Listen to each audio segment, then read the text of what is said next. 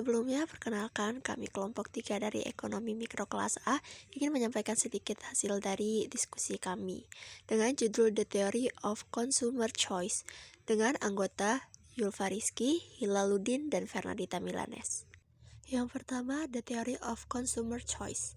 Theory of Consumer Choice ini dibagi menjadi 3 bagian. Yang pertama itu teori tentang pilihan yang tujuannya untuk menurunkan kurva demand karakteristik.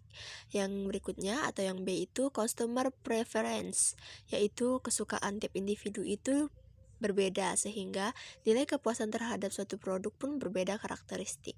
Yang C atau yang terakhir Budget Constraint, di mana harga menjadi salah satu pertimbangan, di mana pendapatan bisa membatasi jumlah yang bisa dibeli.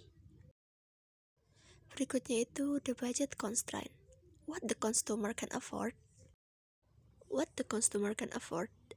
Customer can afford trade-off. Trade-off ini terdiri dari beberapa macam. Yang pertama, ada membeli lebih banyak pada suatu barang akan menyisakan sedikit pendapatan untuk membeli barang lain. Berikutnya itu, bekerja lebih lama berarti lebih banyak pendapatan dan lebih banyak konsumsi, tetapi lebih sedikit juga waktu pulang. Yang terakhir itu tidak berhemat memungkinkan lebih banyak konsumsi di saat ini, tetapi mengurangi konsumsi di masa depan. Berikutnya ada budget constraint. Budget constraint ini terdiri dari kurva yang menggambarkan berbagai barang kombinasi yang bisa dibeli konsumen berdasarkan budget atau income konsumen. Yang berikutnya menggambarkan yang semuanya harus dibelanjakan untuk konsumsi. Preferensi apa yang diinginkan konsumen? Preferensi dengan kurva indiferen. Kurva indiferen, kurva yang menunjukkan kumpulan konsumsi yang memberikan tingkat kepuasan yang sama kepada konsumen. Marginal Rate of Substitution, MRS, adalah berapa banyak bersedia dikorbankan oleh konsumen untuk menambah satu unit barang lainnya sedemikian rupa sehingga tingkat konsumen tidak berubah. 4 sifat kurva indiferen. Karena kurva indiferen mewakili preferensi konsumen, mereka memiliki sifat tertentu yang mencerminkan preferensi tersebut. Di sini kami mempertimbangkan 4 properti yang menggambarkan sebagian besar kurva indiferen.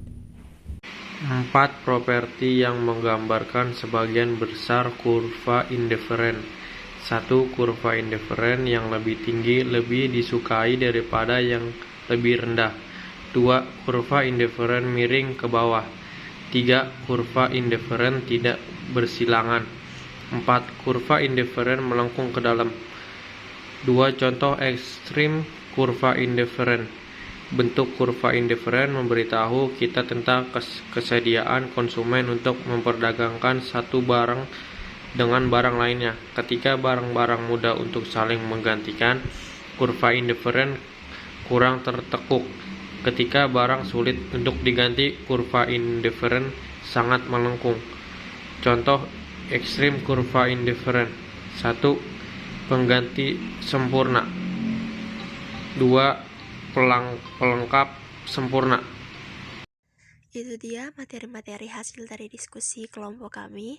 Terima kasih telah menyaksikan hingga akhir dan mohon maaf bila ada kesalahan kata atau materi-materi yang kurang dimengerti. Sekian dari kelompok kami. Terima kasih.